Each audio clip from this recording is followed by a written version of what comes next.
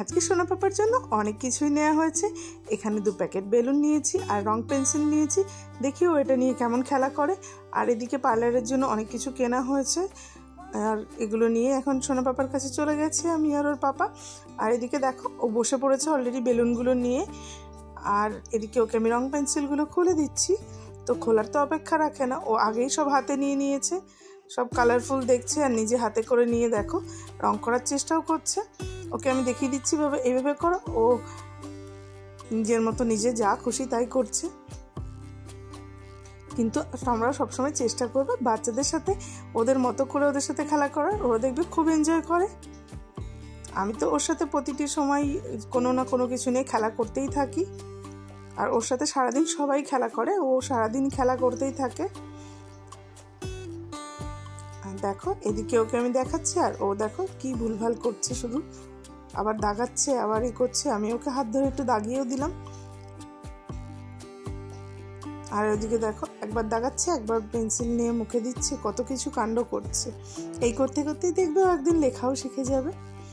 আর তোমরা তোমাদের বেবিদের সাথে কিভাবে লেখাপড়া করাও অবশ্যই জানিও। হ্যাঁ, যদিও বা ওর এখনও লেখাপড়ার বয়স হয়নি, তবু ওকে আমি নতুন নতুন জিনিস দিয়ে ট্রাই করাই যাতে ওর খুব ভালো লাগে। আর এদিকে বেলুনগুলো আমি ফোলাচ্ছি বলে ও চেষ্টা করছে বেলুনটাকে ফোলানোর। দেখো কত সুন্দর ফোলানোর চেষ্টা করছে। আর মাতব্বরি করতে তো ভীষণ ভীষণ ভালো পারে। দেখো শুরু হয়ে গেছে, যা পাচ্ছে একটা নিচ্ছে একটা ফেলছে। আর এদিকে আমি রাত্রেবেলা বাড়ি চলে এসে সোনা পাপার দেখো কত জামা কাপড় হয়ে গেছে, যেগুলো ওয়াশ করা হয়েছিল। এরপরে সেগুলোকে আমি সুন্দর করে ভাঁজ করে রেখে দিচ্ছি। যেগুলো রেগুলার বেসিক পরে সেগুলোকে আলাদা করব, আর যেগুলো একটু তুলে রাখা হয় কোথাও যাওয়ার সময় পরে সেগুলোকে আলাদা করে রাখছি। আমি সবসময় চেষ্টা করি ওর জিনিসপত্রগুলো যেন সব কিছু পারফেক্ট হয়, যতটুকু পারি ততটুকু চেষ্টা করি। দেখো এই জামাটা ভাঁজ করতে গিয়ে প্যান্ট খুঁজে পাচ্ছি না, তো জামাটাকে শুধুই ভাঁজ করে রাখলাম। জামাগুলো খুবই সুন্দর, প্রত্যেকটা জামাই খুব সুন্দর ওর জামা। আর এই জামাটা তো আমার ভীষণ ভীষণ পছন্দের। ওকে সি বিচে আমি এই জামাটা পরিয়েছিলাম, আমার খুব ভালো লেগেছিল।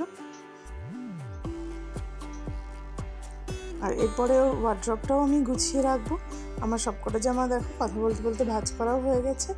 আর আমাদের ভিডিও তোমাদের কেমন লাগে অবশ্যই জানিও। আর তোমরা তোমাদের বেবির জামা কাপড় কীভাবে গুছিয়ে রাখো সেটাও আমাদের সাথে শেয়ার করো। আমি তো ওর জামা কাপড় কাচতে আর ভাঁজ করতে করতেই আমার সময় চলে যায় সারাটা দিন।